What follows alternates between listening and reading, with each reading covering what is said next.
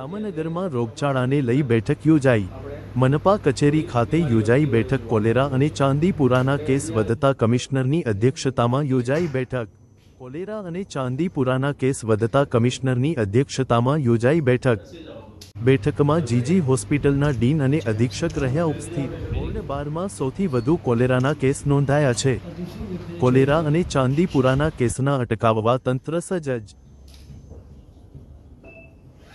शहर में कोलेरानी बात करिए तो गई काले एक पण केस नहीं। छेल्ले परम दिवसे 4 केसीस आव्या हता અને લગભગ છેલ્લા 1.5 થી 2 મહિનાનો ટોટલ સમયગાળો ગણીએ તો એની અંદર 24 કેસીસ છે।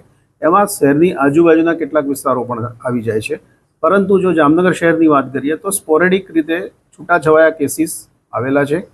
એ પણ છેલ્લા 1.5-2 મહિનાના ગાળાની વાત કરું છું। કોઈ એક દિવસે મેક્સિમમ 4 કે 6 કેસથી વધારે આવ્યા નથી અને આ પણ અલગ અલગ વિસ્તારના આવ્યા છે। ક્યાંક વોર્ડ નંબર 1 માંથી આવે તો વળી કાલે પાછું વોર્ડ નંબર 12 માંથી આવે, વળી પાછા 2 માંથી આવે, 4 માંથી આવે।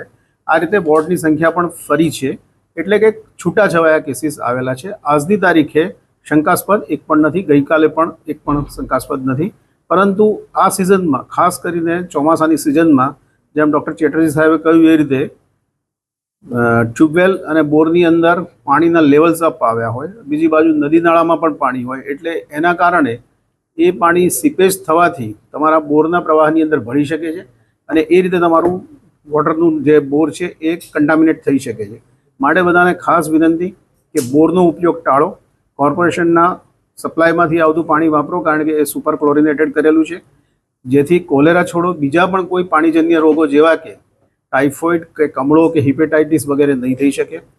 फक्त पानी उपयोगी है एवं नहीं, एनी साथे साथे आपणे ए पण जोवुं जोईए कि लूज मिल्क जे मळे छे, छूटुं दूध अथवा तो जे केननी अंदर तमारा घर सुधी आवे छे ए प्रकारना दूध वापरवाना बदले डेरीमांथी मळता पास्चराइज करेलुं दूध जे पेकेजिंगमां मळे छे ए ज वापरवुं जोईए, कारण के छूटक दूधनी अंदर it is very much possible के पाणीजन्य रोगो फैलावे एवा जंतुओ होई शके छे, એટલા માટે એનો પણ ઉપયોગ ટાળવો જોઈએ।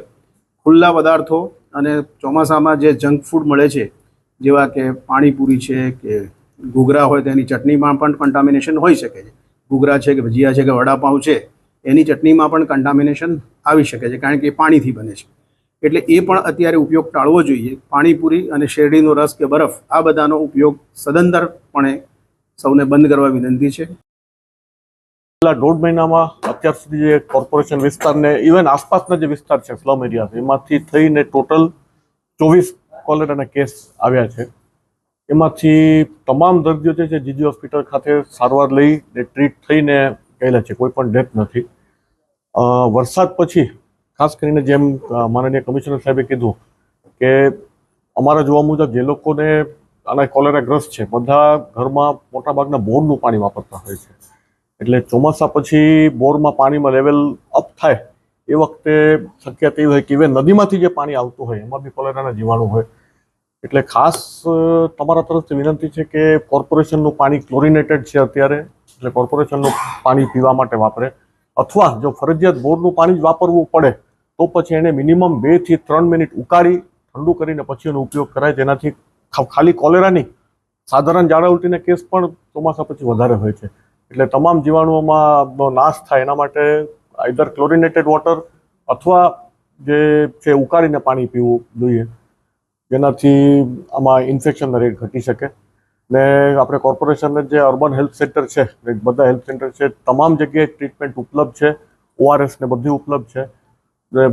ઝાડા ઉલટી વધારે ગંભીર થાય તો જીજી હોસ્પિટલમાં પણ 24 કલાક સારવાર ઉપલબ્ધ છે ને આમાં પેનિક થવાની કંઈ જરૂર નથી।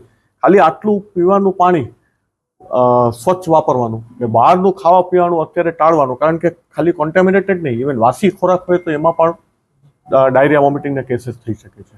એટલી ખાલી કાળજી રાખે તોય આમાં આપણે તાત્કાલિક એપિડેમિકમાં કંટ્રોલ મળી શકે। ખાસ કરીને ચાંદીપુરા કેસમાં શું વિગત છે?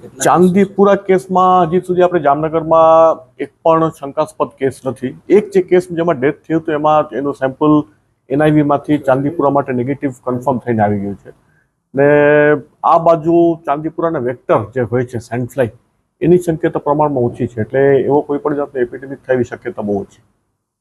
છતાંય લોકોએ જે અર્બન પોપ્યુલેશનમાં ચાન્સીસ ઓછા છે, પેરીફેરીમાં જ્યાં ખાસ કરીને ઢોર ને બધું હોય એમાં લોકો બને ત્યાં સુધી ફૂલ ક્લોથ એટલે ફૂલ આપણે શરીર ઢકાયેલું એટલા એવા કપડાં પહેરે ને મચ્છર ને સેન્ડ ફ્લાય વિરોધી દવાનો છંટકાવ નહીં કરે તો એમાં પણ કંટ્રોલ મળી શકે છે.